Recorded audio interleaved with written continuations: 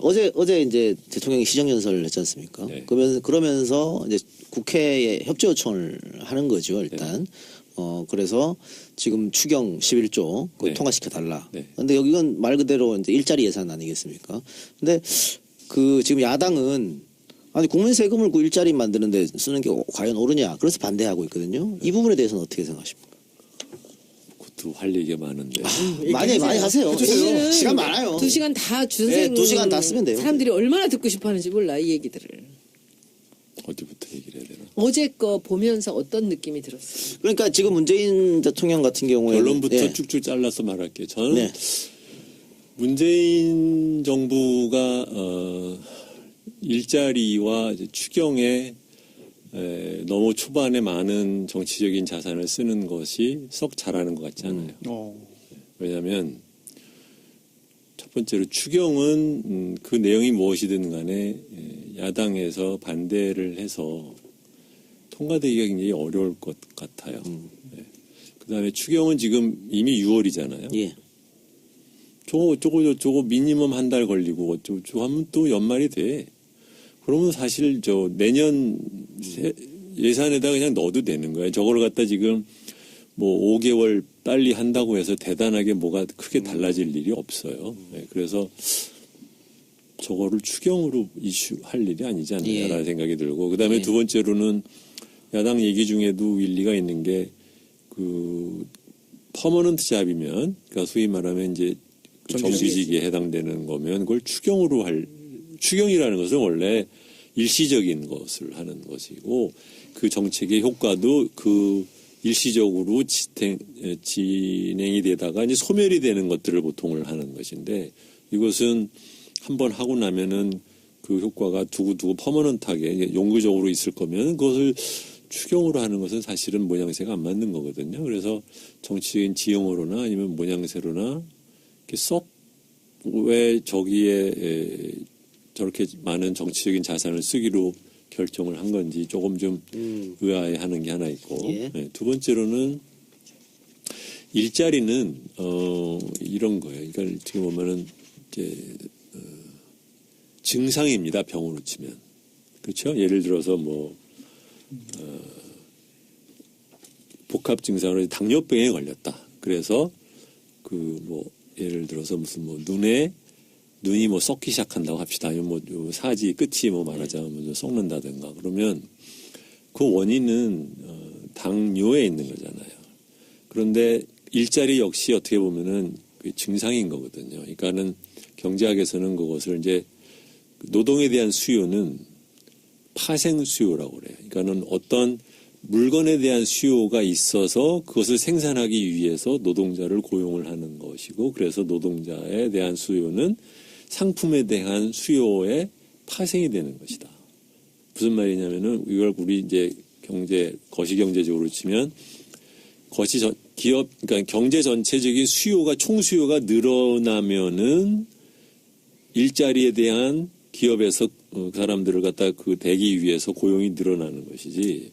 근데 고용이 지금 부족하니까 고용 자체를 늘리겠다라는 걸로 정책을 쓰는 것은 조금 실제적으로는 효과가 없을 가능성도 상당히 있는 거예요. 왜냐하면 근본적인 문제는 해결이 안 되는 문제니까. 그래서 마중물 뭐 이런 표현도 쓰는데 일자리에 마중물이라는 개념은 없어요. 그건 완전히 정치적인 수사에 불과한 얘기고. 그래서 썩 잘하는 것 같지 않아요. 질문이 좀 하나 있는데요. 지금 공 선생님 말씀하신 대로 일자리 자체를 늘리는 게 뭐 근본적인 해결은 아니다. 뭐 그런 말씀 충분히 이제 이해가 되는데, 그렇다 하더라도 근본적인 그런 일자리가 잘 생기지 않는 근본적인 원인을 찾아서 정권 남은 임기 5년 동안 열심히 해결하기 위한 노력을 하는 것과 동시에 또는 그와 함께 일단 지금 청년 실업 현상 자체가 굉장히 심각하니 일단 공무원 공공 부분의 일자리를 늘려서 일단 그 취업을 하게 해주는 것도 병행하는 것은 굉장히 효과적이지 않을까 하는. 추경으로 굳이 해야 될 이유는 없다는 거지. 제 얘기는 내년도 예산으로 해도 됩니다. 그런데 이제 그렇게 보면 제가 작년에 국회의원 되자마자 제일 먼저 만난 게 추경이었거든요. 작년에 추경 뭐 했는지 혹시 기억나세요? 거의 기억이 안 나요. 가뭄? 조선. 메르스하고 조선하고 예, 조선업이 아주 어려워서 조선업 관련되는 사람들을 돕자 그래서 그때도 십몇 조를 썼어요. 근데 이제 제 느낌에는 어떤 생각이 들었냐면 이 추경이 결국 본 예산이랑 비슷하게 중간에 한번 추경이라는 이름으로 다시 한번 이렇게 쓰는 거구나라는 생각을 했어요. 그때도 저는 나쁜 앞뒤가 너무 버릇이에요. 나쁜 버릇이죠. 제가 보기에는 이 사람들이 지금 이 조선이라는 핑계를 대고 이렇게 그 추경 예산을 지역적인 예산 자기 또 3천억, 선거 예산 쓴 거예요. 예. 사실은. 집어넣는 거예요, 쓱쓱 야당. 그 울산이랑 뭐 이쪽부터 시작해서 쭉 해가지고 조선 쪽에다 돈을 쓰는 건데 지금 제가 그때도 이제 예산 소위인가에 들어있으면서 엄청 싸웠어요. 싸웠던 이유가 조선 아니고도 굶어 죽는 사람들이 그럼. 너무 많고 어려운 사람들 너무 많은데 왜 이 많은 돈을 조선에만 쓰느냐라는 얘기를 한 그 거예요. 조선이라는 명목하에서 지역 선심 사업한 거 되게 많네. 그렇죠. 그런데 이번에 저는 그래서 작년을 제가 봤기 때문에 이번에 대통령이 되자마자 한 달 만에 만난 게 추경 시즌이에요. 그러면 해마다 모든 대통령이 전부 추경에 10조 남짓을 돈을 썼단 말이죠. 그러면 지금 이 상황에서 세수도 좀 있고 그러니까 여기서 추경을 우리도 10몇 조를 하는데 뭘 할까 했는데 그거를 한 톨도 아끼지 말고 이거를 일자리에 쓰면 어떻겠냐 해서 여기까지 온 것 같아요. 그런데 여당이 자기가 다수당이 아니잖아. 그런데 추경은 이렇게 보면은 그러면 이것도 표결이에요? 그렇죠. 이건 일단 야당이 반대하면 통과 안 되는 거예요. 그런데 지금 그런 뭐 그 국민의당이나 이런 바른정당 같은 데가 자기들도 어제 설명해 보면은 그렇게 구구절절히 구체적으로 설명을 하는데 거기서 자기들 지역구에는 그게 연관이 없을까요? 그건 잘 모르겠어요. 그거와 관계없이 일단은 반대하는 건데 일단 그 간단한 법조항 하나만 좀 확인하고 가야지 논의가 좀 더 이제 풍부해질 것 같습니다. 이제 국가재정법이 있거든요.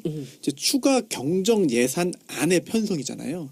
추가 말 그대로 추가하는 거, 더하는 거죠. 경정 바꾸는 거잖아요. 그래서 기존에 통과됐던 그런 예산 안에다가 항목이나 또는 그 액수를 이제 추가하고 경정하는 예산 안인데 이게 엄격하게 그 요건이 있습니다. 3가지밖에 안 돼요. 그래서 이 3가지 요건에 해당이 안 되면 정부가 추가 경정 예산안을 편성하면 안 됩니다. 첫 번째가 그러면 코에 걸면 코 걸고 귀에 걸면 귀 걸이지.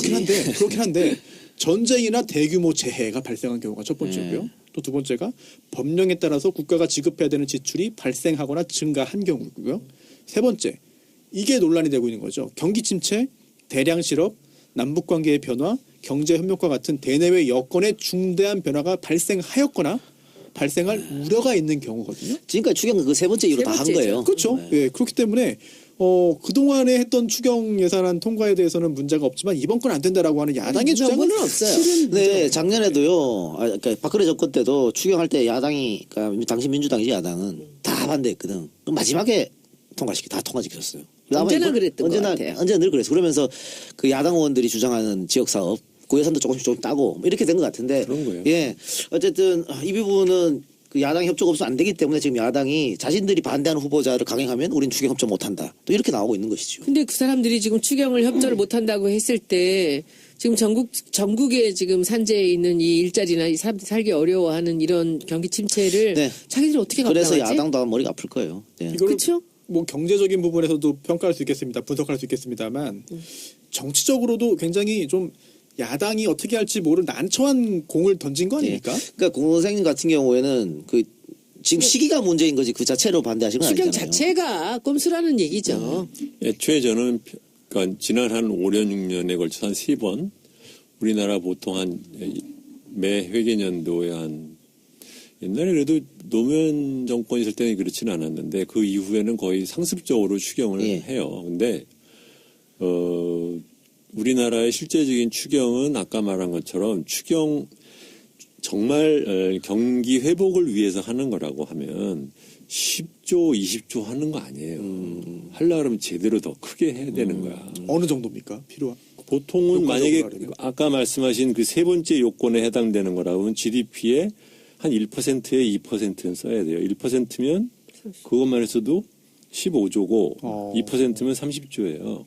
그 정도는 뭘 써야 뭐 조금 간의 기별이나 가나 그러는 거거든요. 근본을 좀 해야지. 근본을. 그런데 그런 것도 아니까 뭐 그 지금까지 그러면 우리나라가 매년 거의 5년에 아마 지난 5년 동안 3년 동안 추경 썼는데 그래서 뭐 추경 써서 경기 나아졌다는 얘기 들어본 적 있어요. 저 사실 궁금한 게 정말 많은데 지금 계속 참고 있거든요. 예. 하나만 해도 됩니까? 네. 아까 공 선생님 말씀하시기를 일자리가 부족한 것은 이제 그 증상이다.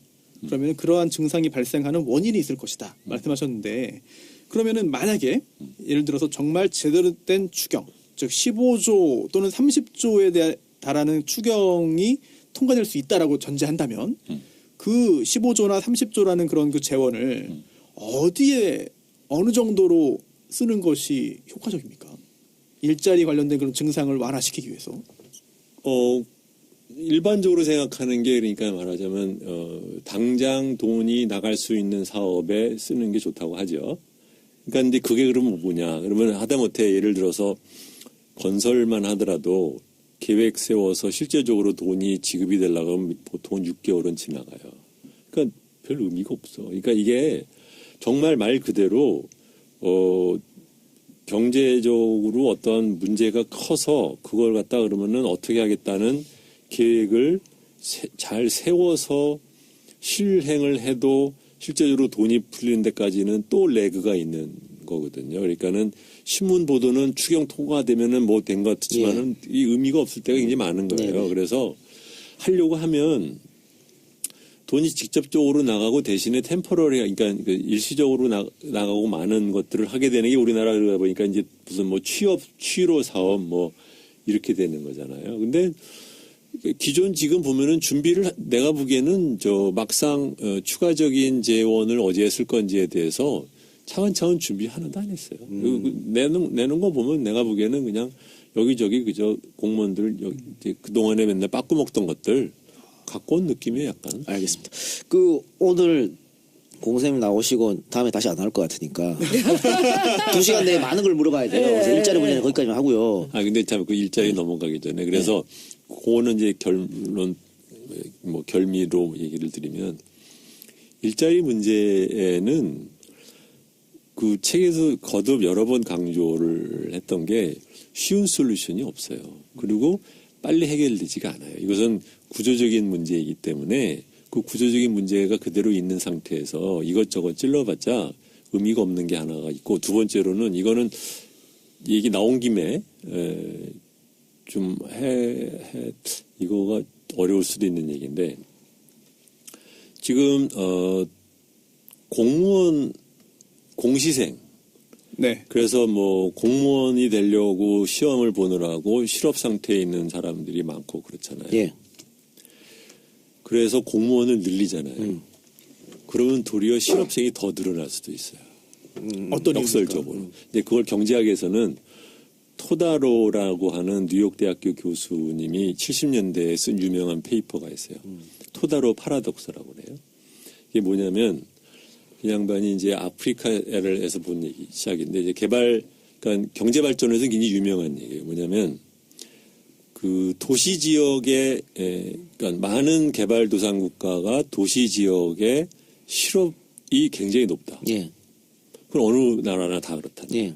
그래서 정부에서 말하자면 고용을 늘리면 그러면은 사람들이 더 지방에서 그 수도로 더 이주를 해와서 실업이 더 늘어나는 그러한 역설이 생긴다. 사람들이 왜냐하면 많이 몰려서 사람들은 뭐냐면 내가 그걸 갖다 이제 그 양반은 그 포멀 섹터와 인포멀 섹터라고 하는데 도시에는 말하자면 이제 우리 치면은 대기업, 뭐 공기업 이런 거가 이제 공무원 이게 이제 그 포멀 섹터인 거죠.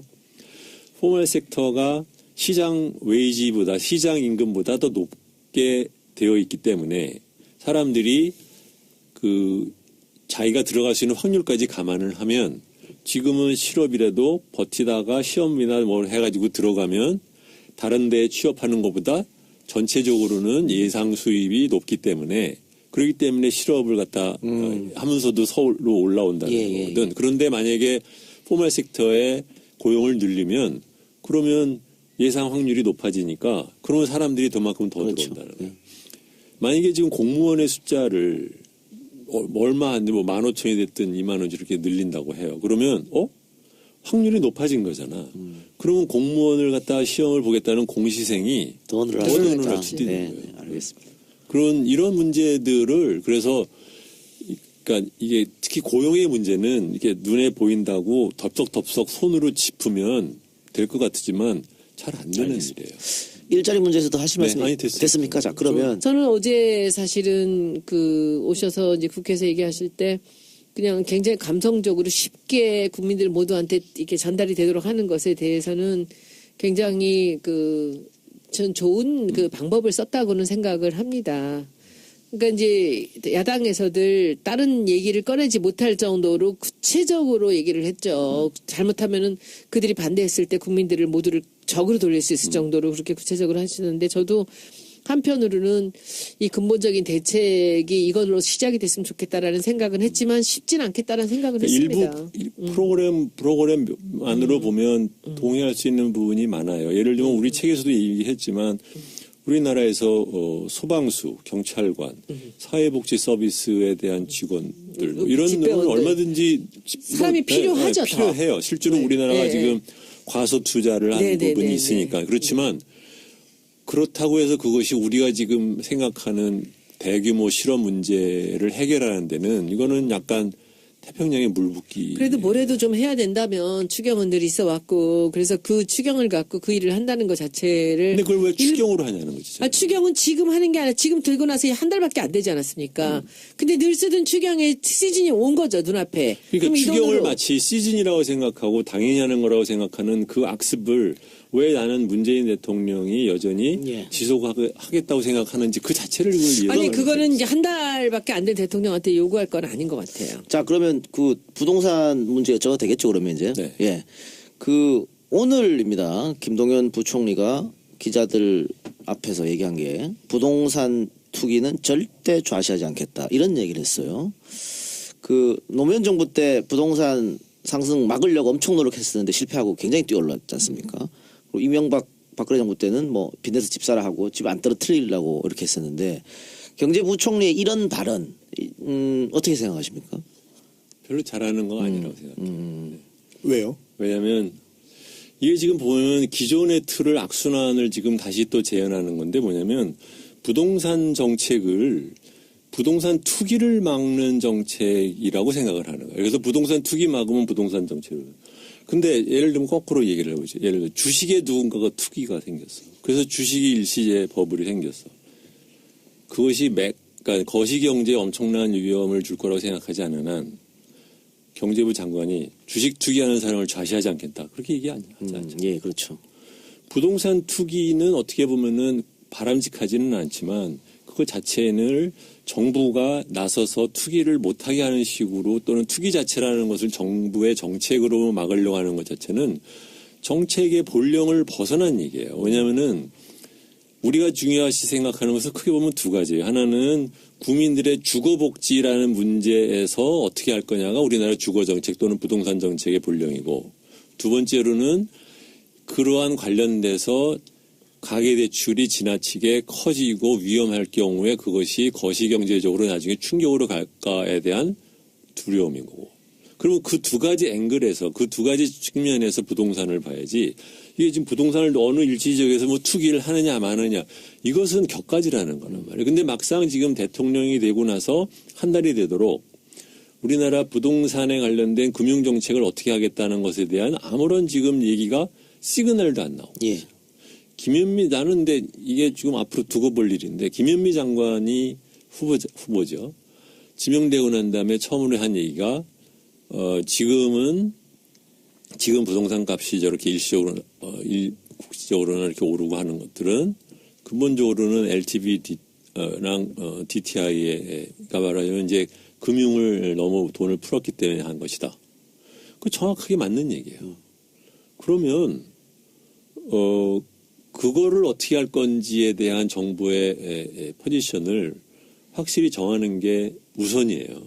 시장이 지금 모두 그것에 대해서 궁금해하는데 거기에 대한 아무런 시그널 안 나오고 문 대통령은 8월 달까지 대책을 8월 달이면 벌써 늦어.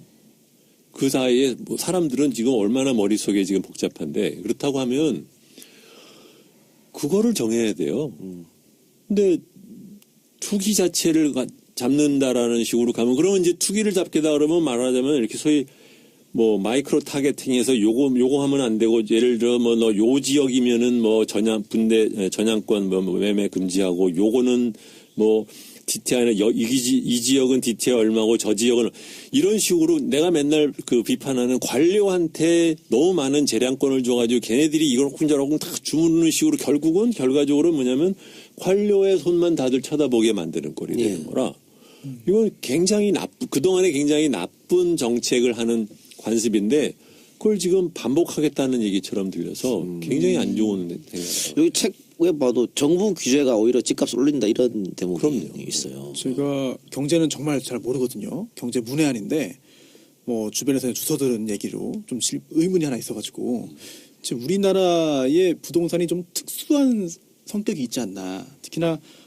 뭐 단순한 그런 개인의 그런 재산이라고 볼 수 있겠습니다만 대부분의 경우에 개인이 가지고 있는 또한 가게가 가지고 있는 그런 재산 또는 자산의 거의 대부분이 부동산인 경우가 많거든요.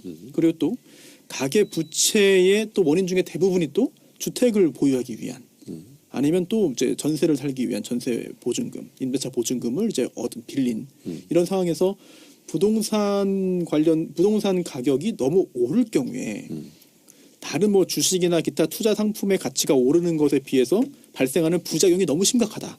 그렇기 때문에 특별히 부동산에 대해서는 이런 관심을 갖고 이런 부동산 가격이 오르는 거를 낮추는 게 억제하는 게 중요한 정부의 과제다라고 보는 시각도 있을 것 같거든요. 근데 그게 아니 그거는 맞죠. 그렇게 해야 돼요. 근데 지금 말하자면 부동산 투기를 잡겠다고 하고서 나왔던 것이 웃긴다는 거지. 만약에 지금 손 변호사가 말한 것처럼 생각을 한다고 하면 내가 말한 대로 그러기 때문에 가계부채 대책을 어떻게 할 건지 정책의 틀을 제시를 하라는 거야. 지금 앉아가지고서 이러지도 못하고 저러지도 하고 마치 그 표현을 말하자면 이게 싸고 있는 건지 안 싸고 있는지도 모르게 엉어주춤 앉아있는 이유가 뭐냐면 왜 그러는 거냐면 속은 뻔한 거예요. 뭐냐면 경기는 부양을 해야겠어. 한편으로는. 근데 가계부채는 있어. 근데 가계부채를 늘어나는 걸 막기 위해서 신용을 갖다 긴축하는 쪽으로 가면 경기도 나빠지지 않을까? 그렇죠. 그러니까 이게 지금 양쪽에서 머리가 복잡한 거예요. 그러니까는 이게 뭐 이러지도 못하고 저러지도 못하고 그러니까는 뭐 투기를 잡겠다는 등 국제적인 문제가 국제적인 것에만 타겟하겠다는 등 그러면은 가계부채 문제는 어떻게 하자는 거지. 그러면은 뭐 그러니까 지금 2년 동안 최경환이 그 완화시켰던 것 다시 돌리는 것도 이러지도 못하고 저러지 못하고 눈치도 보고 앉았잖아요. 네. 지금 그게 다 그런 지금 아주 문제니까 쉽게 보면은 근본적인 문제에 대한 정책적인 해결을 어떻게 할까 대한 정리는 안 하고 자꾸 격까지 갖고 지금 말씀하시는 있으시는 거를 아주 쉽게 두 갈래를 보면은 이 국회의원 노릇하면서 제가 보니까 딱 둘로 나누어져 있어요. 재산이 좀 있는 부동산이 있는 사람들은 이것이 오르게 하기 위해서 모든 것을 다 하고 없는 사람들은 이 부동산이 올라서 아무것도 못 하는 거예요. 그런데 너무 희한한 거는 여기서 빚을 얻어갖고 부동산을 산 사람들 얼마 전까지 부동산이 올라서 아무것도 못한다고 투정을 하던 사람들이 여기서 부동산을 소유한 사람이 되면 이 사람들이 이쪽으로 그럼요. 넘어가는 거예요. 네. 그러니까 모든 유권자는 이렇게 반이 갈라져 있어요 지금. 그렇죠. 그러니까 어디를 가면은 어렵게 못 사는 사람들인데 땅값이 안 오른다고 땅을 치는 거예요. 자기가 갖고 있는 요만한 땅 이게 올라야지 자기 인생이 바뀌는 거야. 그렇죠. 그러니까 지금 이것을 이 위정자들이 사실은 정말 어려운 일이에요. 부동산이라는 게 진짜 어려운 건데 손수 올릴 변호사 수도 없고 네. 안 올릴 수도 없고 이게 그 진짜 궁극적으로 손변 말이 맞는데 우리도 뭐 결국은 국가에서 부동산 값 낮추게 할 장치를 여러 가지 말하면 결국은 각종 규제인데 그렇게 해서 집값이 안 잡히니까 오히려 잡힐 때까지 규제를 하면 되는 거 아닙니까? 아니 규제로 잡겠다고 생각하는 것 때문에 오른 거예요. 그러니까 그러면은 규제를 할수록 오른다고 한다면 그냥 놔둬야 되는 건지. 아니지 규제를 풀어야죠. 제가 너무 문외한인 게 티가 나는데 규제를 풀면 집값이 안정된다라는 그 흐름, 그 인과관계를 사실 잘 이해하지 못할 것 같아요. 공급이 늘면 가격이 내려간다는 가장 기본적인 거죠. 뭐냐면 우리나라는 말이 그렇지 토지 사용에 대한 규제를 정부가 아주 타이트하게 지네들이 다 쥐고 있어요. 그 때문에 실제적으로는 얼마든지 시장에만 놔두면 주택으로 개발이 되고도 남을 토지들을 못 토지를 지금 못 바꾸고 있는 데가 다 많아요. 놀게 하고 형질 변경도 안 되고 부분적으로 그런 거. 시골에 한 시골 동네에 고층 아파트들이 쓰는 거야. 우리 빈 책에 땅은 다 넘게. 우리 책에 그 응. 얘기를 했는데 지금 우리나라 이 택지개발법상 100만 제곱미터 이상의 대규모 택지개발은 국토부 장관이 인가를 해줘야 돼요. 그러면 그렇게 굉장히 특수한 경우만 그런 걸로 아는데 그 2013년인가에 경기도에 23개인가가 택지개발을 하는데 그중에 12개인가 13개가 그 100만 제곱미터 이상이에요. 그러니까 그 정도로 그 택지 개발에 대한 공급을 완전히 정부의 관료들이 틀어주고 있다고. 예를 들면 분당에서 성남시 가는 사이에 물론 오른쪽으로는 서울공항에 의한 그 활주로에서 비행기 올라가는 자리가 있지만 그 왼쪽으로도 비닐하우스 쫙 늘어섰어요. 송파구 해가지고. 그린벨트로 잡혀 있는데 무슨 비닐하우스가 그린벨트야. 김포도 마찬가지지만 김포도 여전히 논 깔려 있어요. 거기도. 예. 그러니까 막상 이게 쓸데없이 토지 사용을 갖다 규제를 해가지고 그다음에는 이게 가격을 봐가지고 값이 말하자면 너무 오르는 것 같은데 그러면 요거 조금 뭐 풀어서 개발한다고 조금 개발한다고 그러니까 또 어떻게 보면은 몰리는 그 거지. 개발하는 곳에 들어가면은 아무로나 초과 수요에 대한 그 해소는 안 되니까 프리미엄이 생기게 마련이고 그러니까 도리어 사람들은 어떻게 생각하면 개발한다고 하니까 공급을 늘린다고 하니까 가격이 오르네.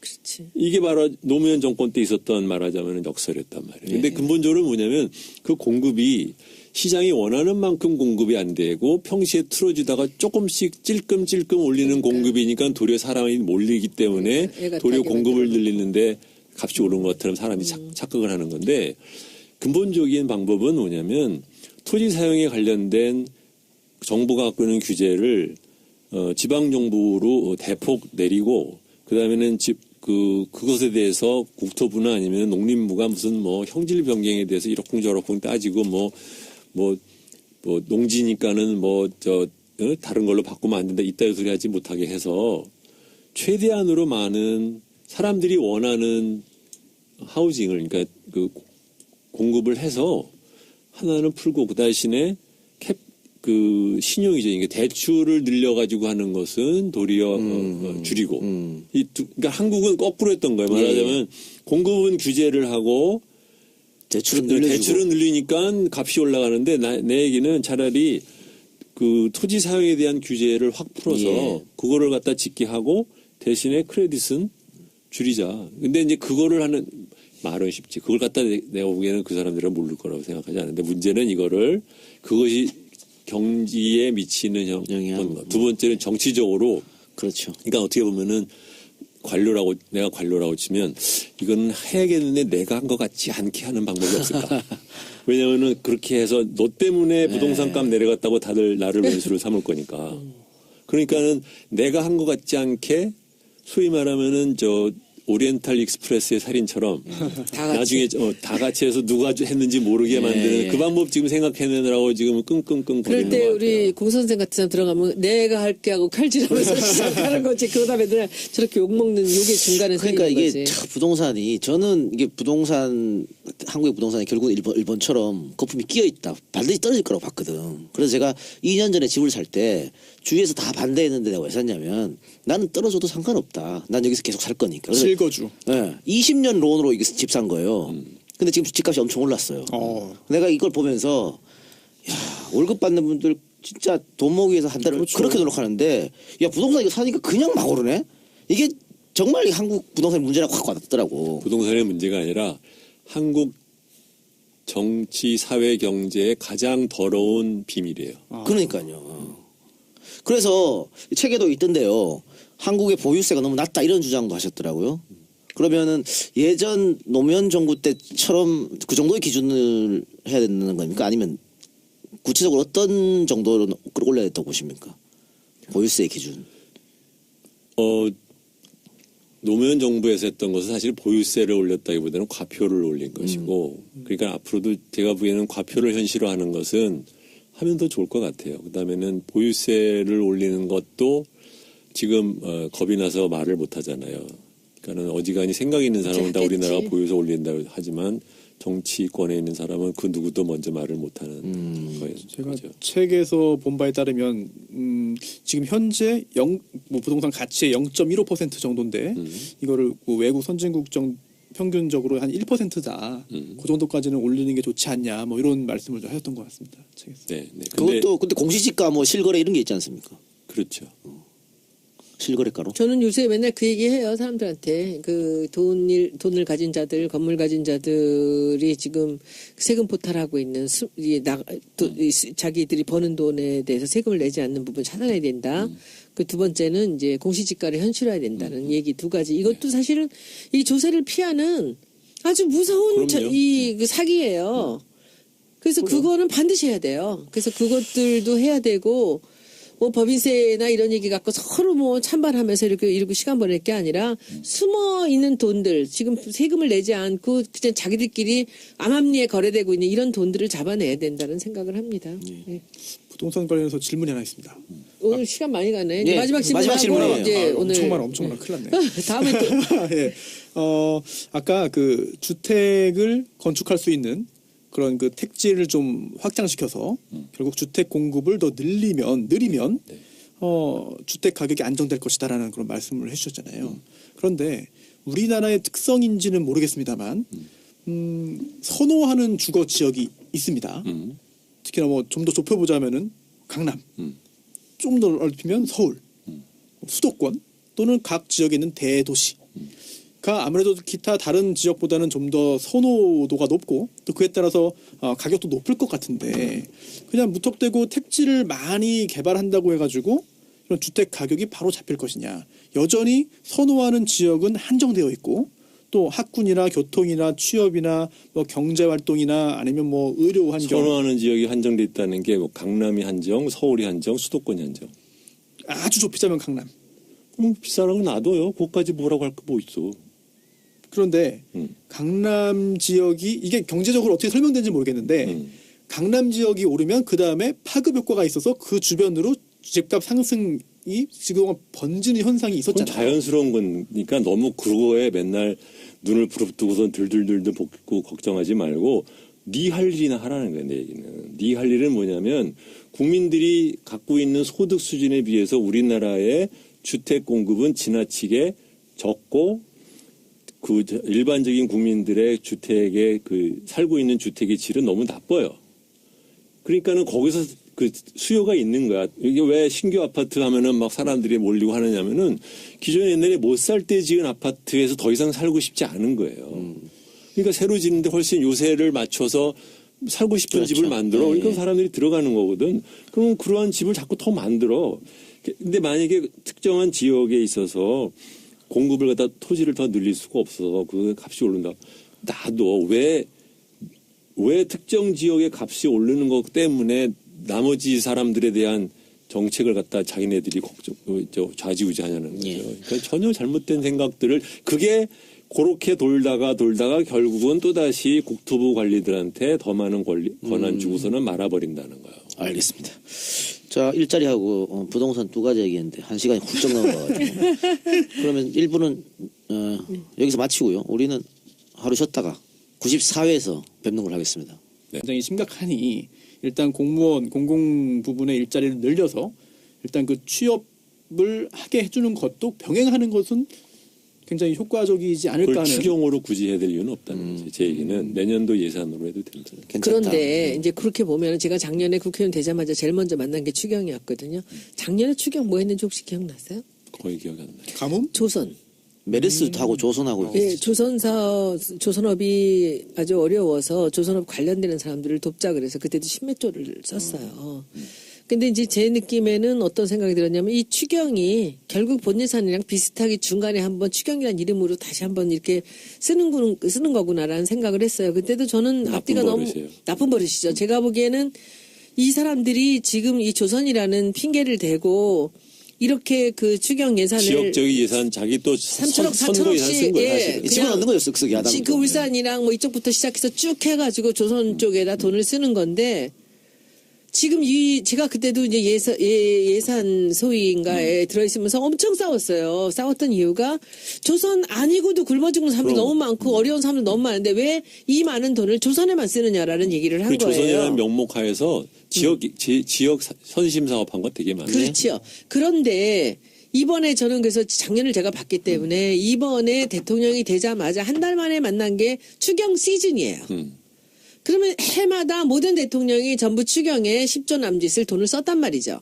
그러면 지금 이 상황에서 세수도 좀 있고 그러니까 여기서 추경을 우리도 10몇 조를 하는데 뭘 할까 했는데 그거를 한 톨도 아끼지 말고 이거를 일자리에 쓰면 어떻겠냐 해서 여기까지 온 것 같아요. 그런데 여당이 자기가 다수당이 아니잖아. 그런데 추경은 이렇게 보면은 그러면 이것도 표결이에요? 그렇죠. 이건 일단 야당이 반대하면 통과 안 되는 거예요. 그런데 지금 그런 그 국민의당이나 이런 바른정당 같은 데가 자기들도 어제 설명해 보면은 그렇게 구구절절히 구체적으로 설명을 하는데 거기서 자기들 지역구에는 그게 연관이 없을까요? 그건 잘 모르겠어요. 그거와 관계없이 일단은 반대하는 건데 일단 그 간단한 법조항 하나만 좀 확인하고 가야지 논의가 좀 더 이제 풍부해질 것 같습니다. 이제 국가재정법이 있거든요. 이제 추가 경정 예산 안의 편성이잖아요. 추가 말 그대로 추가하는 거, 더하는 거죠. 경정 바꾸는 거잖아요. 그래서 기존에 통과됐던 그런 예산 안에다가 항목이나 또는 그 액수를 이제 추가하고 경정하는 예산 안인데 이게 엄격하게 그 요건이 있습니다. 3가지밖에 안 돼요. 그래서 이 3가지 요건에 해당이 안 되면 정부가 추가 경정 예산안을 편성하면 안 됩니다. 첫 번째가 그럼 코에 걸면 코 걸고 귀에 걸면 귀 걸이지. 그렇긴 한데 전쟁이나 대규모 재해가 발생한 경우가 첫 번째고요. 또 두 번째가 법령에 따라서 국가가 지급해야 되는 지출이 발생하거나 증가한 경우고요. 세 번째, 이게 논란이 되고 있는 거죠. 경기 침체, 대량 실업, 남북 관계의 변화, 경제 협력과 같은 대내외 여건의 중대한 변화가 발생하였거나 발생할 우려가 있는 경우거든요. 지금까지 추경 그 세 번째 이유로 다 한 거예요. 그렇죠. 예, 그렇기 때문에 그동안에 했던 추경 예산안 통과에 대해서는 문제가 없지만 이번 건 안 된다라고 하는 야당의 주장은 없어요. 네, 작년에도 그러니까 박근혜 정권 때도 추경할 때 야당이 그러니까 당시 민주당이지 야당은 다 반대했거든. 그럼 마지막에 다 통과시켰어요. 언제나 그랬던 것 같아요. 언제나 늘 그랬어. 그러면서 그 야당 의원들이 주장하는 지역 사업 그 예산도 조금씩 좀 따고 뭐 이렇게 된 것 같은데. 그런 거예요. 예, 어쨌든 이 부분은 그 야당 협조가 없으면 안 되기 때문에 지금 야당이 자신들이 반대하는 후보자를 강행하면 우린 추경 협조 못한다. 또 이렇게 나오고 있는 것이죠. 근데 그 사람들이 지금 추경을 협조를 못한다고 했을 때 지금 전국에 지금 산재에 있는 이 일자리나 이 사람들이 살기 어려워하는 이런 경기 침체를 네. 자기들이 어떻게 감당하지? 그래서 야당도 머리가 아플 거예요. 네. 이걸 그렇죠? 뭐 경제적인 부분에서도 평가할 수 있겠습니다. 분석할 수 있겠습니다만 정치적으로도 굉장히 좀 야당이 어떻게 할지 모를 난처한 공을 던진 거 아닙니까? 그러니까 공선생님 같은 경우에는 그 지금 시기가 문제인 거지 그 자체로 반대하시는 건 추경 아니잖아요. 자체가 꼼수라는 얘기죠. 애초에 저는 그러니까 지난 한 5년 6년에 걸쳐서 한 3번 우리나라 보통 한 매 회계년도에 한 옛날에 그래도 노무현 정권 있을 때는 그렇지는 않았는데 그 이후에는 거의 상습적으로 추경을 해요. 근데 우리나라의 실제적인 추경은 아까 말한 것처럼 추경 정말 경기 회복을 위해서 하는 거라고 하면 10조, 20조 하는 거 아니에요. 하려고 그러면 제대로 더 크게 해야 되는 거야. 어느 정도입니까? 필요한. 보통은 만약에 하려면. 아까 말씀하신 그 세 번째 요건에 해당되는 거라고 하면 GDP의 한 1%에 2%는 써야 돼요. 1%면 그것만 해서도 15조고 2%면 30조예요. 그 정도는 뭘 써야 뭐 조금 간의 기별이나 가나 그러는 거거든요. 근본을 좀 해야지. 근본을. 그런데 그런 것도 아니까 뭐 그 지금까지 그러면 우리나라가 매년 거의 5년에 아마 지난 5년 동안 3년 동안 추경 썼는데 그래서 뭐 추경 써서 경기 나아졌다는 얘기 들어본 적 있어요. 저 사실 궁금한 게 정말 많은데 지금 계속 참고 있거든요. 예. 하나만 해도 됩니까? 물어봐. 네. 아까 그 공 선생님 말씀하시기를 일자리가 부족한 것은 이제 그 증상이다. 그러면 그러한 증상이 발생하는 원인이 있을 것이다. 말씀하셨는데 그러면은 만약에 예를 들어서 정말 제대로 된 추경, 즉 15조 또는 30조에 달하는 추경이 통과될 수 있다라고 전제한다면 그 15조나 30조라는 그런 그 재원을 어디에 어느 정도로 쓰는 것이 효과적입니까? 일자리 관련된 그런 증상을 완화시키기 위해서. 일반적으로 생각하는 게 그러니까 말하자면 당장 돈이 나갈 수 있는 사업에 쓰는 게 좋다고 하죠. 그러니까 근데 그게 그러면 뭐냐? 그러면 하다못해 예를 들어서 건설만 하더라도 계획 세워서 실제적으로 돈이 지급이 되려고 하면 보통 6개월은 지나가요. 그러니까 별 의미가 없어. 그러니까 이게 정말 말 그대로 경제적으로 어떤 문제가 커서 그걸 갖다 그러면은 어떻게 하겠다는 계획을 잘 세워서 실행을 해도 실제적으로 돈이 풀리는 데까지는 또 레그가 있는 거거든요. 그러니까는 신문 보도는 추경 통과되면은 뭐 된 것 같지만은 이 의미가 없을 때가 굉장히 많은 거예요. 네네. 그래서 저렇게 많은 정치적인 자산을 쓰기로 결정을 한 건지 조금 좀 의아해하는 게 하나 있고, 예. 네, 두 번째로는 일자리는 이런 거예요. 그러니까 지금 보면은 이제 증상입니다. 병으로 치면 그렇죠. 예를 들어서 뭐 복합 증상으로 당뇨병에 걸렸다. 그래서 그 뭐 예를 들어서 무슨 뭐 눈이 뭐 썩기 시작한다고 합시다. 아니면 뭐 사지 끝이 뭐 말하자면 뭐 썩는다든가 그러면 그 원인은 당뇨에 있는 거잖아요. 그런데 일자리 역시 어떻게 보면은 그 증상인 거거든요. 그러니까는 경제학에서는 그것을 이제 노동에 대한 수요는 파생 수요라고 그래요. 그러니까는 어떤 물건에 대한 수요가 있어서 그것을 생산하기 위해서 노동자를 고용을 하는 것이고, 그래서 노동자에 대한 수요는 상품에 대한 수요의 파생이 되는 것이다. 무슨 말이냐면은 이걸 우리 이제 거시경제적으로 치면 기업, 그러니까 경제 전체적인 수요가 총수요가 늘어나면은 일자리에 대한 기업에서 그 사람들을 갖다 그 대기 위해서 고용이 늘어나는 것이지. 근데 고용이 지금 부족하니까 고용 자체를 늘리겠다라는 걸로 정책을 쓰는 것은 조금 실제적으로는 효과가 없을 가능성도 상당히 있는 거예요. 왜냐하면 근본적인 문제는 해결이 안 되는 것이니까. 그래서 마중물 뭐 이런 표현도 쓰는데 일자리에 마중물이라는 개념은 없어요. 그건 완전히 정치적인 수사에 불과한 얘기고. 그래서 썩 잘하는 것 같지 않아요. 질문이 좀 하나 있는데요. 지금 공 선생님 말씀하신 대로 일자리 자체를 늘리는 게 뭐 근본적인 해결은 아니다. 뭐 그런 말씀 충분히 이제 이해가 되는데 그렇다 하더라도 근본적인 그런 일자리가 잘 생기지 않는 근본적인 원인을 찾아서 정권 남은 임기 5년 동안 열심히 해결하기 위한 노력을 하는 것과 동시에 또는 그와 함께 일단 지금 청년 실업 현상 자체가 어제 이제 대통령이 시정연설을 했지 않습니까? 네. 그러면서 이제 국회에 협조 요청을 하는 거죠, 일단. 그래서 지금 추경 11조 그거 네. 통과시켜 달라. 네. 근데 여기는 말 그대로 이제 일자리 예산 아니겠습니까? 근데 그 지금 야당은 아니 국민 세금을 그 일자리 만드는데 쓰는 게 과연 옳으냐? 그래서 반대하고 있거든요. 이 부분에 대해서는 어떻게 생각하십니까? 그것도 할 얘기가 많은데. 많이 하세요. 오늘은 시간 많아요. 2시간 다 준생. 네, 2시간 다 쓰면 돼요. 사람들이 얼마나 듣고 싶어하는지 몰라 이 얘기들을. 어디부터 얘기를 해야 되나? 어제 거 보면서 어떤 느낌이 들었어요? 그러니까 지금 문재인 대통령 같은 경우에는 결론부터 예. 쭉쭉 잘라서 말할게요. 저는 네. 문재인 정부가 일자리와 이제 추경에 너무 초반에 많은 정치적인 자산을 쓰는 것이 썩 잘하는 것 같지 않아요. 왜냐하면 첫 번째로 추경은 그 내용이 무엇이든 간에 야당에서 반대를 해서 통과되기가 굉장히 어려울 것 같아요. 그다음에 추경은 지금 이미 6월이잖아요. 예. 저거 미니멈 한 달 걸리고 어쩌고 하면 또 연말이 돼.